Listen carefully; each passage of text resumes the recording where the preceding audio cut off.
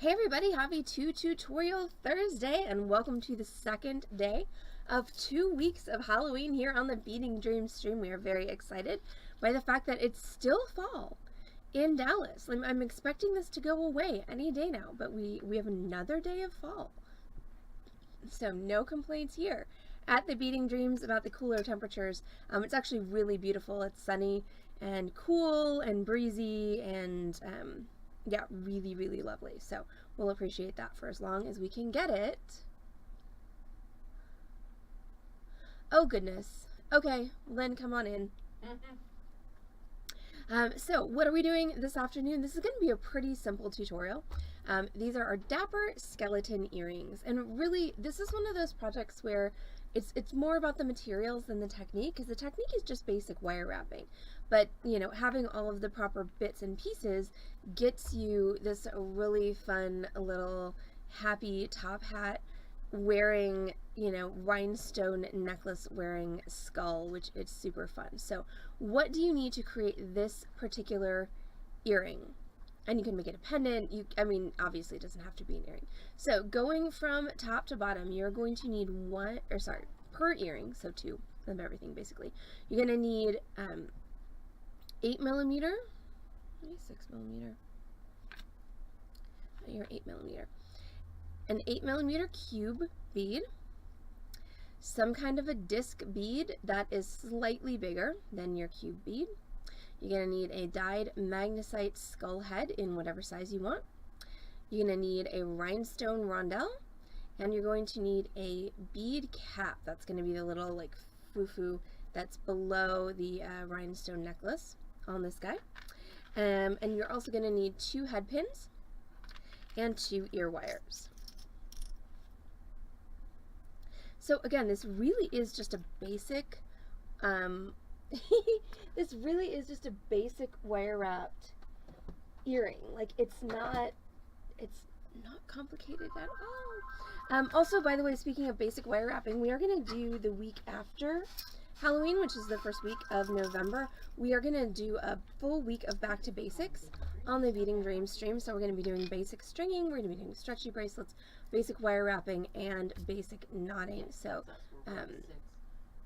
ooh, 46 in Edmonton. Well, that seems more normal than 70. I mean, I know 70 is no. What's the temperature outside? I don't even know. I know I walked from our parking in a long sleeve shirt and I didn't die. 76 with a high of 84. It's like sort of fall. Oh yeah, okay, fall's gonna go away for the next couple days. I have 89, 87, 88, and then we're back down in the 70s next week. Oh, Texas.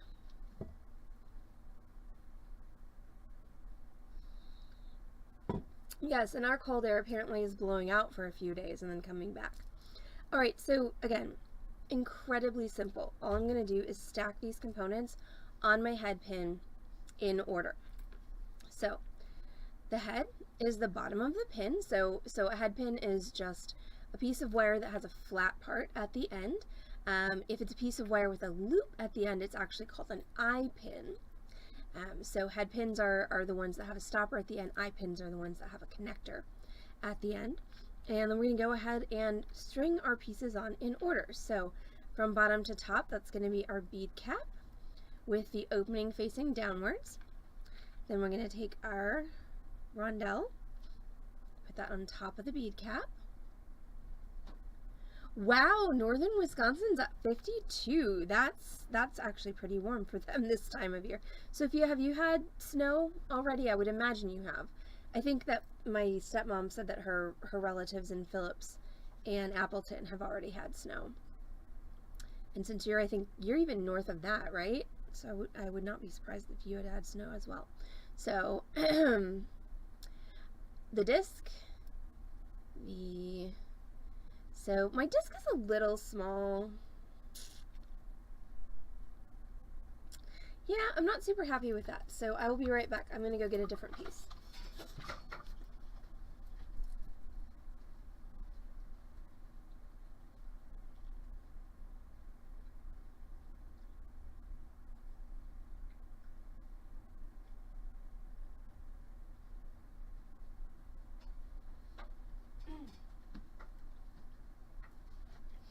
So I'm going to use another rondelle, I think, underneath the hat.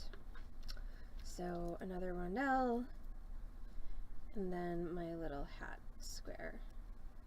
And yeah, I think I like that better. We're going to go with that for now. And then I'm going to string everything up on my second head pin. So bead cap. Yes, so Denise, my stepmom, sent me photos from Milwaukee, and they also had snow, just the kind that like sticks on rooftops and lawns, and it all melted pretty quickly, but still, this is really early for southeastern Wisconsin to be having snow. Like, this is not normal. Which, once again, white Halloweens?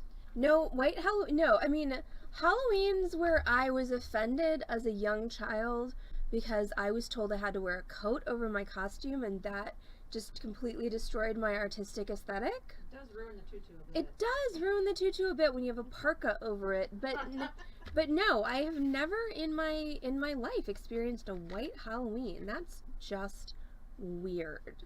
Like, the weather is just weird.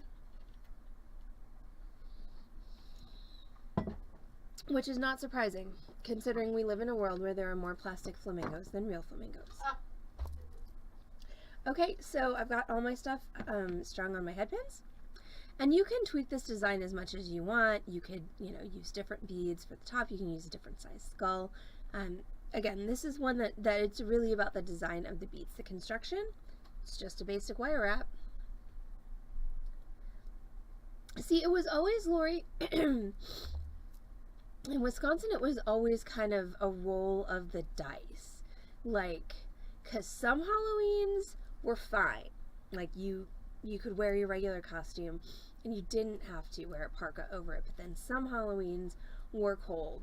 And then I was, my parents were insistent that I wear proper clothing, even though I wanted to go out in my, whatever I was wearing and just freeze my butt to death. But you never knew. Like, when you were planning your costume, you didn't know what the weather was going to be, 2 weeks from then. So there was always that hope that you could just wear your costume and not have to worry about parkas and snow pants and stuff.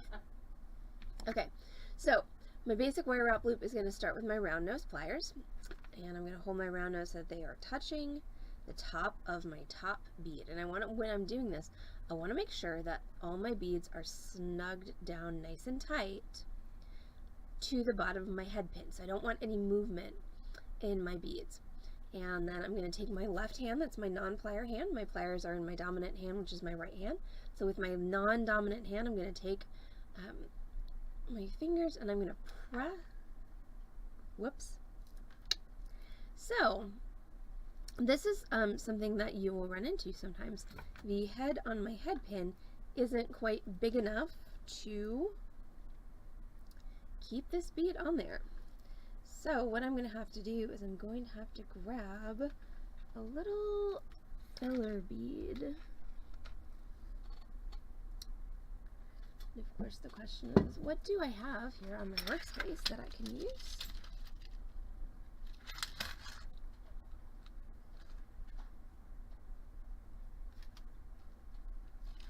I've got some little brass beads that I can use. And now there's a drill bit on the floor.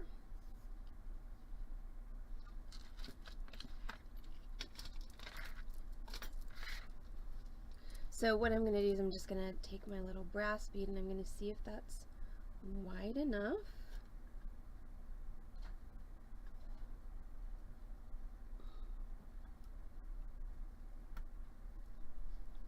To keep this on there.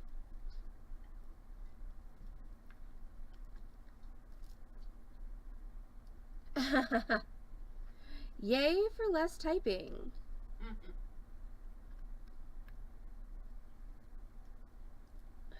Alright, I don't trust that. Be right back again.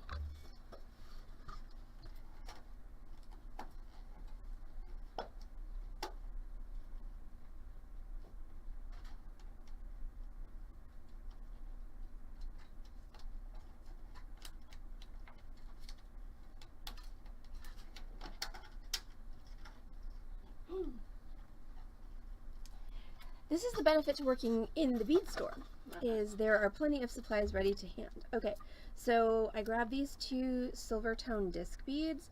That is definitely going to make my head pin wide enough that my cap is not going to fall off, and they're not going to be seen because they're going to be under the cap. So I'm just going to go ahead and redo my little stack here. And then I'm going to redo my other one as well, even though I don't think I'm going to have problems with that one. I want to make sure that they're the same length. So again, that's our cap. 1 rondelle, skeleton head, other rondelle. Ooh, yeah, sleep is important, Dogsy, for exams, 100%. I always hated when I was in college, spring exams were during this same week that we had to move out of the dorms.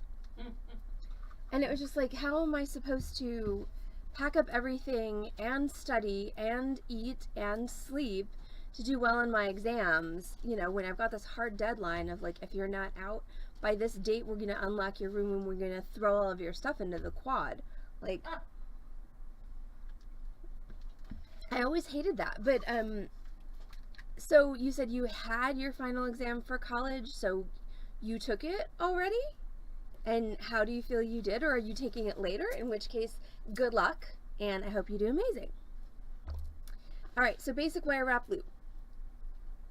Back to where we were 10 minutes ago. Round nose pliers touching the top of your bead.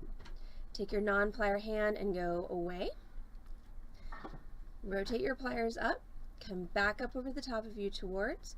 Rotate your pliers again and go underneath. Now I have created a complete loop. This is what we call the lady with a scarf.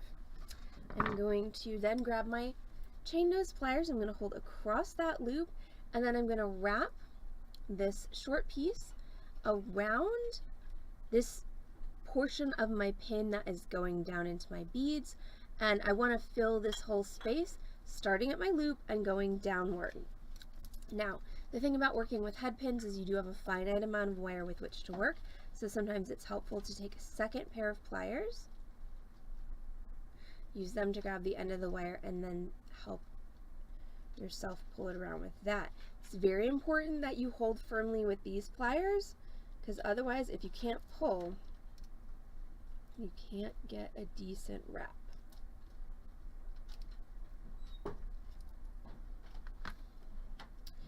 Alright, we're going to go for 3 wraps here.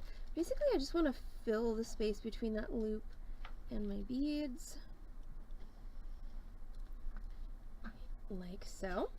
And then whatever's left over, you can go ahead and clip off.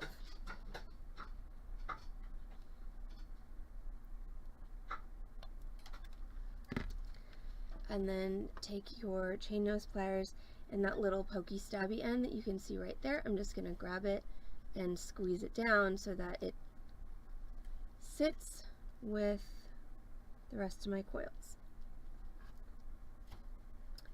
Okay, so Lori had a really good question. Are head pins usually made with wire that is more firm than other wire because she has trouble wrapping them because it's so stiff? That's awesome, Dogsy. Yay, congratulations. That's awesome. So close to the end. Please feel free not to answer if I'm being too nosy, but what are you pursuing a degree? I'm just curious. Okay, so this is my one. That's done. I'm going to do the other one in a minute, but first I'm going to address Lori's question. So, as far as head pins go, the answer to your question is typically yes. If you're talking about sterling silver and gold-filled head pins, usually head pins are half hard wire, meaning it's a little bit stiffer and springier, whereas when you're ordering or getting wire by the foot, you have a choice of half hard or dead soft being more malleable, half hard being less malleable. But head pins in sterling silver and gold filled tend to default to half hard. When you're talking base metal, oftentimes it's a thickness issue. The majority of base metal head pins are available exclusively in 20 gauge, which is a very thick wire. So if you can find base metal head pins that are 24 or 22 gauge, they're actually pretty easy to work with. But what you'll get at your average craft store is going to be 20 gauge, and those are extremely stiff just because of the size of the wire. So it's kind of a weird thing. If you're working in sterling silver and gold filled and you're having difficulty getting a good wrap, my recommendation would be to go 1 gauge smaller.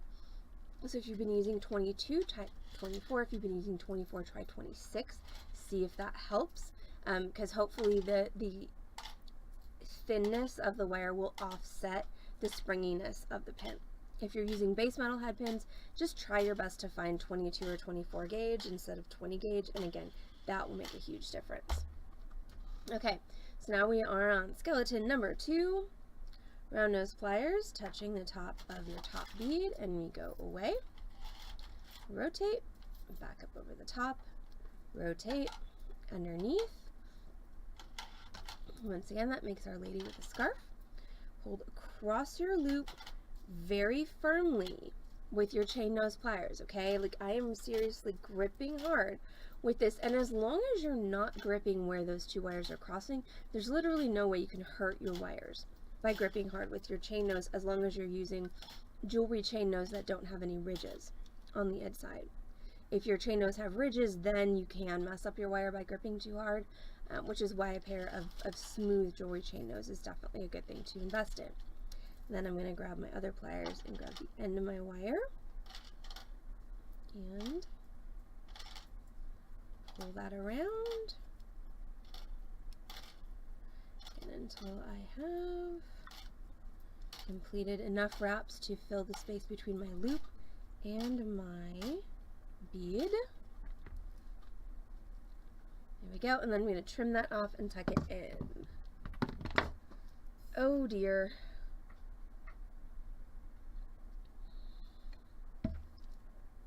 That's a very cool Dogsy. That's awesome. I'm so sorry about your garage though. That's all pandemic related small business casualties, or just makes me sad. But it sounds like you have an awesome future career path ahead of you. So very cool. Way to pivot, like we all had to. Oof. Still pivoting. I think my pivoting at this point is a perpetual pirouette. But I'm going to go ahead and tuck that in. And if you're having trouble getting it tucked in, holding the loop is going to be helpful, because then your piece won't rotate, but sometimes that puts my fat fingers in the way of what I actually need to do. So what you can actually do is put that on your round nose pliers and use that to hold it, and then tuck that in. Because if you're holding the loop, you don't have to deal with the piece spinning. Okay, so there we go. Ta-da! Now all we need to do is add ear wires. Ear wires are easy. You're just going to open them, drop your piece on there, make sure that your skeleton is facing front ways relative to the ear wire, and then close it up nice and tight.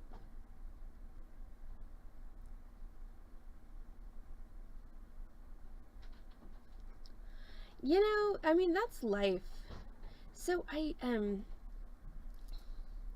going to do my other ear wire now. So I have a number of side hustles, because being a small business owner isn't the most lucrative thing on the planet, and one of them is I do market research, focus groups and surveys and things.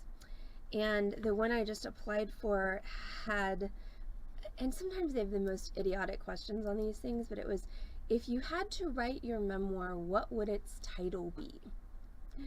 And I was like, okay, this is obviously like some advertising executive who had first year psych thought this question up. But I decided that my memoir would be entitled Nothing Ever Goes as Planned, a Disorganized Success Story, because that's life. So we did it. We made our Dapper skeleton earrings. Look at that.